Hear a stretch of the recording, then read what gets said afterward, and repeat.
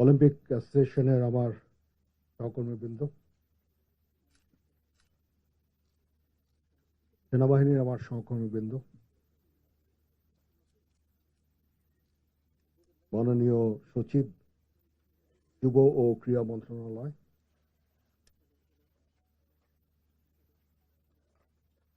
Print এবং electronic মিডিয়ার সদস্যবৃন্দ, উপস্থিত সুধী, আসসালামু আলাইকুম।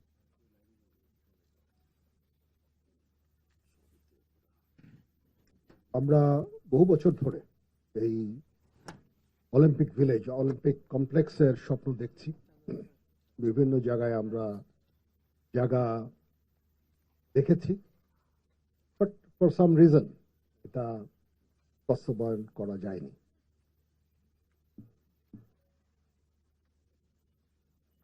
ডিফেন্সের সেক্রেটারি মহোদয় আসেন না?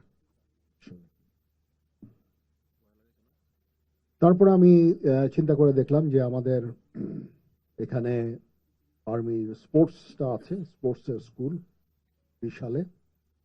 তো সেই হিসাবে আমরা যদি অলিম্পিক ভিলেজটা এখানে কোলোকেট করি তাহলে আমার স্পোর্টসেরও ভালো হবে, তারা এই বিশাল ফ্যাসিলিটিগুলো তদারক করতে পারবে। এটার maintenance will be a great issue. আর আমরা এটা ডেফিনেটলি জাতীয় পর্যায়ে আমরা ক্রীড়াতে একটা বড় অবদান রাখতে পারবো। সেই চিন্তা থেকে আমরা দেখেছি যে আর কারো কাছে জমি যাওয়ার প্রয়োজন নাই, জমি আমাদের কাছেই আছে, সেটাকে আমরা উন্নয়ন করব, সেটা থেকে আমরা অলিম্পিক ভিলেজে রূপান্তরিত করব।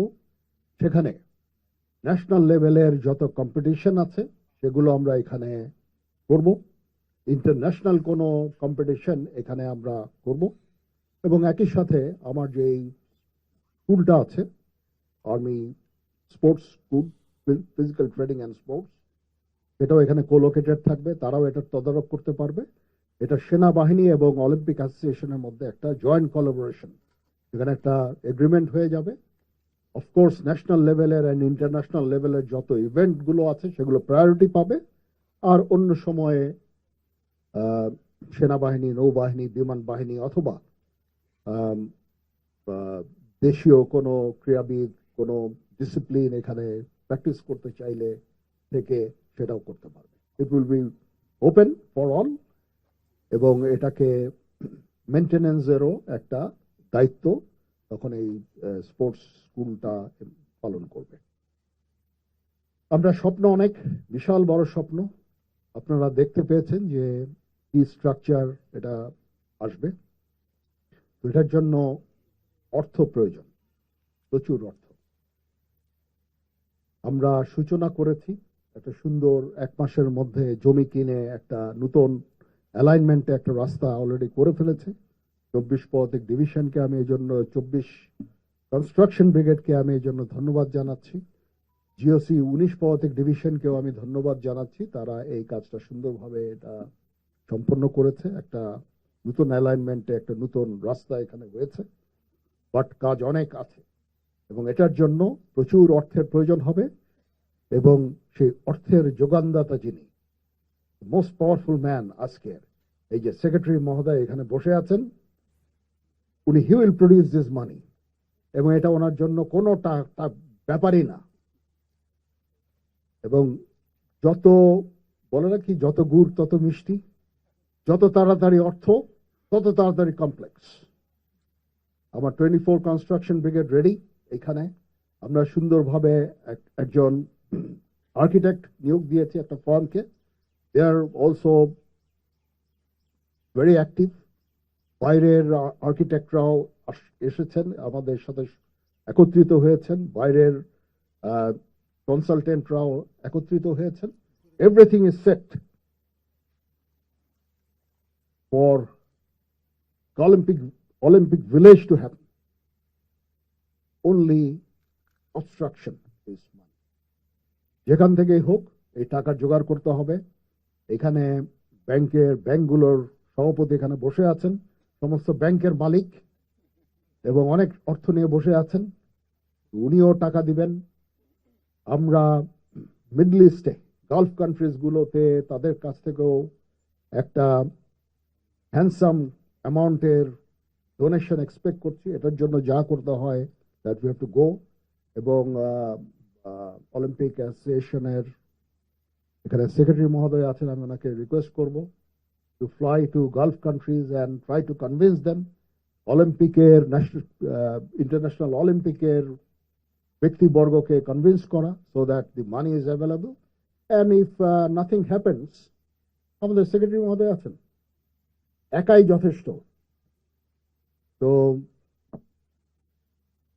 as soon as we get the money, আমরা এটাকে বাস্তবায়ন করতে পারবো। এটা জাতীয় লেভেলে এটা একটা বিশাল বড় কাজ হবে। আমরা চাই আমাদের ইউথ, আমাদের যারা যুবক যুবতী যারা আছেন, ইয়াং জেনারেশন, তাদেরকে আমরা বেশি বেশি করে গেমস এন্ড স্পোর্টস এর সাথে সম্পৃক্ত করতে চাচ্ছি। এটা একটা চরিত্র গঠনে একটা বিশাল একটা কাজ হবে বলে আমি বিশ্বাস করি। আমি জীবনে কখনো কোনো স্পোর্টসম্যানকে খারাপ কাজে জড়িত হতে দেখিনি। গেমস এন্ড স্পোর্টস এর এটাই হচ্ছে মাহাত্ম্য। আমি কখনো কোনো দেখিনি যে স্পোর্টস এর সাথে জড়িত কোনো ব্যক্তি বা স্পোর্টসম্যান ওই গাঁজা খাচ্ছে, খারাপ কাজ করে বেড়াচ্ছে। I have never seen.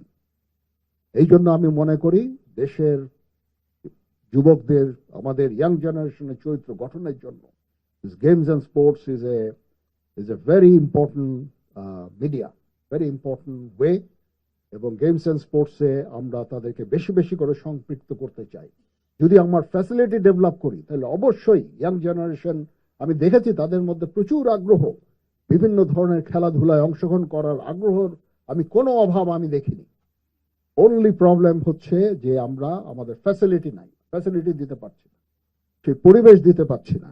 সেখানে এখানে একটা সুন্দর একটা পরিবেশের সৃষ্টি হবে, যেখানে এখানে তারা লজিং এরও ব্যবস্থা থাকবে, ফুডিং, লজিং, এবং এট দ্য সেম টাইম এই প্র্যাকটিস করার সুন্দর একটা সুযোগ থাকবে।